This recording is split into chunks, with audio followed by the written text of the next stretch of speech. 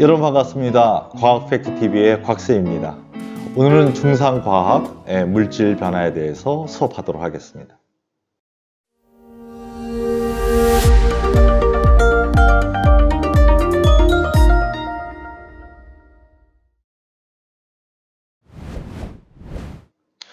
네, 1번 물질 변화에 대한 문제입니다. 우린 물질 변화 그러면 두 가지로 나눌 수 있습니다. 물리 변화와 화학 변화. 물리 변화는 물질의 성질이 변하지 않고 물질의 모양이나 상태나 크기 등이 변하는 그런 현상을 우리는 물리 변화라고 얘기하죠. 물리 변화에는 어떤 예가 있을까요? 물질의 크기나 모양이 바뀌거나 또는 상태가 바뀌거나 또는 용해 또는 확산 이런 것들은 성질이 바뀌지 않아요. 그래서 이걸 물리 변화라고 이야기하죠. 근데 물리 변화할 때 변화 시에 변하는 게 있어요. 그게 바로 분자의 배열입니다. 분자는 바뀌지 않으니까 성질은 변하지 않되 분자의 배열이 바뀜으로 여러 가지 상태가 바뀌게 되죠. 여러분 부피를 비교해 보면 고체보다는 액체가 부피가 더 크고 액체보다는 기체가 더 부피가 크죠. 그러니까 밀도를 보면은 고체일 때가 밀도가 가장 크게 됩니다. 그래서 부피와 밀도도 바뀌게 됩니다. 그러나 물리 변화를 한다 하더라도 변하지 않는 것이 있어요. 그게 바로 분자의 종류죠. 네. 그리고 원자의 종류와 개수는 절대 바뀌지 않습니다. 그래서 총 질량도 변하지 않는다. 이렇게 알아두시면 좋을 것 같아요. 화학 변화 한번 알아볼까요? 화학 변화는 어떤 물질이 성질이 전혀 다른 새로운 물질로 되는 것을 우리는 화학 변화다 이렇게 정의하고요. 화학 변화의 예로는 분해, 화합, 그 다음에 치환, 복분해 이렇게 네 종류를 우리가 들고 있습니다. 여러분 화학 변화시 변하는 건 뭘까요? 원자의 배열이 바뀌어서 새로운 분자가 만들어진다는 거죠. 그렇기 때문에 성질이 새로운 물질이 생기게 되는 것입니다. 그러나 원자의 종류나 개수는 절대 바뀌지 않으므로 물질의 총 질량은 변하지 않는다는 거 꼭 기억해 주셨으면 좋겠습니다. 자, 문제 들어갑니다. 물질 변화. 화학 변화와 물리 변화에 대한 설명으로 옳은 것은 몇 번일까요? 이거죠. 1번, 화학 변화 시 물질을 이루는 분자의 종류와 개수는 변하지 않는다 그랬습니다. 화학 변화 시 분자의 종류와 개수는 변합니다. 변하지 않는 것은 원자죠. 그래서 원자의 종류와 개수는 변하지 않는다. 이렇게 바꾸셔야겠습니다. 틀렸습니다. 2번, 모양이나 크기 변화나 물질의 상태 변화는 화학 변화이다. 선생님이 아까 전에 얘기했지만 이것을 우리는 물리 변화라고 그래요. 모양이 바뀐다 하더라도 크기가 바뀐다 하더라도 분자의 종류는 변하지 않습니다. 그 말은 물질의 성질이 변하지 않는다. 그 말이겠죠. 세 번째, 물질의 연소나 음식의 부패는 물리 변화에 속한다. 그러면 성질이 바뀌지 않으면 얼마나 좋겠어요. 그럼 여러분 부패된 우유 마실 수 있습니까? 그렇지 못하죠. 예, 바로 새로운 물질이 형성된 거죠. 예, 그래서 물질의 연소나 음식의 부패는 우리가 화학 변화라 그래요. 새로운 물질이 생성된 겁니다. 네 번째 갑니다. 화학 변화는 원자의 배열이 바뀌어서 새로운 분자가 형성되므로 성질이 전혀 다른 새로운 물질이 생성된다. 네, 정확한 표현이네요. 그래서 답은 4번이 맞고요. 5번 가시죠. 물리 변화는 분자의 배열이 바뀌지 않으므로 분자의 배열을 바뀌지요. 않는다는 말이 틀린 말입니다. 물질의 성질이 변하지 않는다. 이것은 맞아요. 자, 이렇게 해서 1번 문제 물질 변화에 대한 정답은 4번이 되겠습니다. 되셨죠? 네. 핵심 정리로 가겠습니다.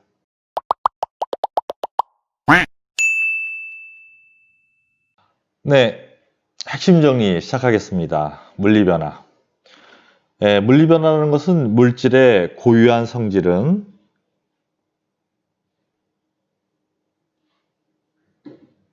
변하지 않으면서 물질의 모양이나 상태, 크기 이런 것 등이 변하는 현상을 우리 물리 변화라고 이야기합니다. 물리 변화의 예로는 아까도 말씀드렸지만 어떤 상태 변화라든가 모양 변화 같은 거, 모양이나 상태 변화를 예로 들 수 있을 거고요. 나무를 잘라서 이쑤시개를 만들거나 책상을 만든다 하더라도 나무의 재질, 향기 이런 것들은 변하지 않겠죠. 물질의 성질을 그대로 가지고 있는 겁니다. 두 번째, 물질의 크기 변화. 네, 이것도 변함이 없을 거고요. 그 다음에 용해입니다. 우리는 설탕을 물에 녹여서 마셔보면 설탕은 물에 녹인다 하더라도 성질이 변하지 않기 때문에 설탕물은 달죠. 소금을 집어넣은 소금물은 짭니다. 물질의 성질을 그대로 있기 때문이다. 확산. 라벤더 향에 향수를 뿌리게 되면 그게 퍼지면서 라벤더 향이 그대로 퍼지지 가다 레몬 향을 바뀌거나 이렇게 되지는 않는다는 거죠. 그래서 확산도 물리변화입니다. 자, 물리변화 시 변하는 게 뭐라고 했을까요? 바로 분자의 배열이 바뀐다고 했습니다. 그래서 물질의 부피라든가 물질의 밀도 등이 변하게 되는 것이죠. 물리변화 시 변하지 않는 겁니다. 첫 번째는 분자의 종류가 바뀌지 않기 때문에 물질의 성질이 바뀌지 않는다. 또 분자의 개수, 물질의 총 질량이 변하지 않겠죠. 물론 원자의 종류와 개수가 바뀌지 않기 때문에 물질의 총 질량이 변하지 않는다는 말도 그런 말은 아닙니다. 같은 계열입니다.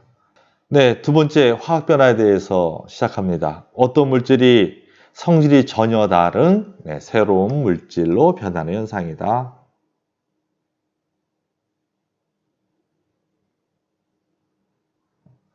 어떤 예가 있다 했죠? 첫 번째, 분해.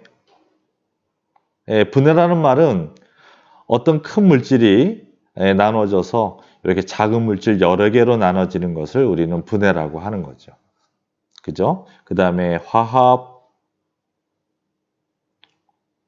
화합은 작은 분해에 반대되는 개념입니다. 작은 것들이 만나서 큰 물질을 만드는 것들, 이것이 바로 화합이 될 거고요.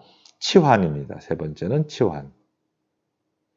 처음에는 A와 B가 서로 결합되어 있었어요. 근데 C가 들어옴으로 해서 B와 C가 자리를 바꿈으로 이게 바로 치환입니다. 자리를 교환한다. 그래서 A와 C가 결합이 되면서 새로운 분자를 이루고 B는 떨어져 나가는 이런 화학 변화를 우리는 치환이라고 그래요.